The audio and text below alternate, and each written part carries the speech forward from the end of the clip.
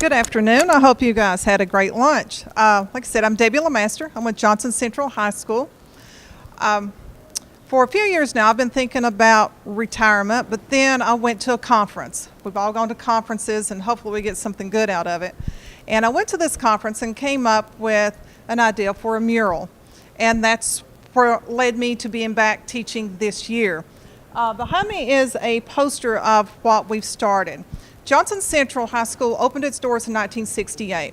Since then, it's had several new renovations. The cafeteria's been renovated, the gym's been renovated, the bathrooms have been renovated, but the school still has that old school, just institution feel about it. There's nothing inviting about being down the halls. You can see down in these photos here and here. Well, last year, my art class, my advanced art classes, decided we pitched it to our principal, and he loved the idea because the library, if you'd ever been in it, was horrible, absolutely horrible. The carpet was long since worn out. The lighting's bad. We're getting new lighting this year. And so we started with the library because that was where all of our guests came in. If somebody came to the school, you came down the main hallway, and you saw nothing. Bland walls, much like this, and nothing there. And the library doors, which was here, and it was like, do I really want to go in that room? I helped coach academics, and we'd host in there all the time, and it was like, is this the library?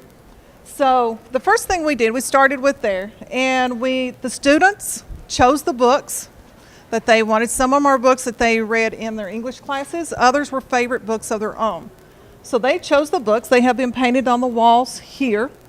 To complete that this year, there will be the Library Media Center here. There's going to be a quote go there. Inside the library, you can see it's very dark, lights out. This very drab wall, we took that wall, painted a world map on it. In the corner, we've created reading nooks. What this has inspired a lot of the kids. It's like, oh, this makes me want to be here. I would go up daily to check on my kids as they were out painting during different classes. And there would be kids I didn't know out there excited. They'd be there painting too on the wall, helping my kids work on the murals. So it gave the kids an ownership, excitement to be there. So this year with this grant, what we hope to do is to take these murals, this type concept, and take it on out through the school. Last year we used one room as a pilot, a classroom, so that the students, not my kids, the students in that business class did the work. And the clock came from that room. It was a business class. And in that room, it was just the dull beige walls. The kids chose to paint them gray. They also built a partition in that room to do a store out of. They have built shelves. They have, on one of the walls, took pizza boxes, downloaded images for apps, and created what looks like apps off your iPhone and glued them on the wall. These are the apps that the kids use in that room. Also, what they did was created posters as they were using their programs, and I don't even know what the programs are that they use in that class, but it was directions on those posters of how to get to those sites that they needed to do the work they did in that class. In doing this project, the kids had to learn how to size the photos, to create a JPEG size that would print legibly and not a blurry image. They researched apps on the clock. They chose apps that, this is the first thing I do of the morning. They get up and they went. These are the apps I go through first thing. And I thought it was interesting, Facebook was like the fourth, so they had other things they went to first. So this year, our goal is to do some things, not only motivational things, but we want to work with some teachers and do, say, outside the math classrooms, do content that's related to that class, let those kids get involved in creating that content and paint murals on the outside of the walls of that class. So as the kids are standing in the hallway and say, hey, look, this is what I did. This is the part that we did. Outside of English class, you will see the literature pieces.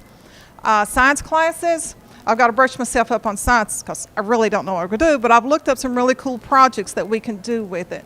So my goal is to get into the other rooms and get other kids that's not involved in the art classes involved in hands-on, some project-based learning, that they get their content through a different aspect and that they can stand in the hallways and talk to other kids about, because the odds are, I mean, if you're standing out there and you're going to say, hey, man, you know, so-and-so, they drew that or they painted that. Can you believe they did that?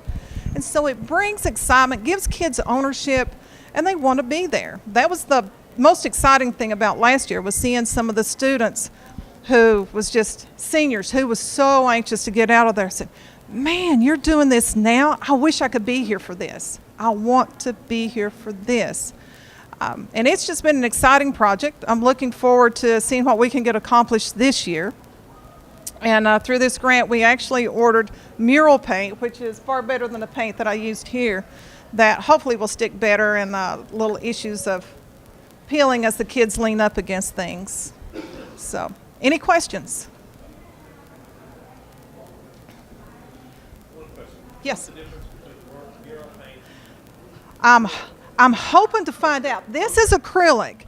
And I can tell you a difference in the cost. This costs $3 a bottle. The mural paint is $20. So I'm hoping it does stick better, and the durability is going to be better. The light fastness on it definitely ranks higher. And so I'm assuming the quality is going to be better. I guess it's the difference between using the Rembrandts and the Liquitex. I'm hoping that's what it is. But I have put clear coats over it to help secure it. Yes. This year I'm doing the grant. Last year it was just out of supplies that I had. This year I wrote a grant for the paint to do that with. And I've also, Mr. Crum, a principal, has also given me my mural class this year. I've never had a mural class before, so I have kids signed up for that class for this purpose only, just to get this information out there, to get the kids excited into learning in a little different way. Do you have content areas, classrooms, do they approach you? Or are they Yes. for ideas? Both. I do. I've talked to some of the teachers. I said, what would you like in your room? You're teaching a lesson. What would you like for me to come in there? You choose the lesson. I'll provide the arts content. I'm the specialist in art. You're the specialist, say, in English, because I've talked to one of the English teachers. I've talked to a science teacher, a health teacher. And she said, well, I would like to have this in there. I'm like, okay, we can do that. And I'll get your kids, teach them how to do it, because we can use shortcuts with transparencies and projectors and project images up there and make things look amazing by kids that feel like I have zero talent.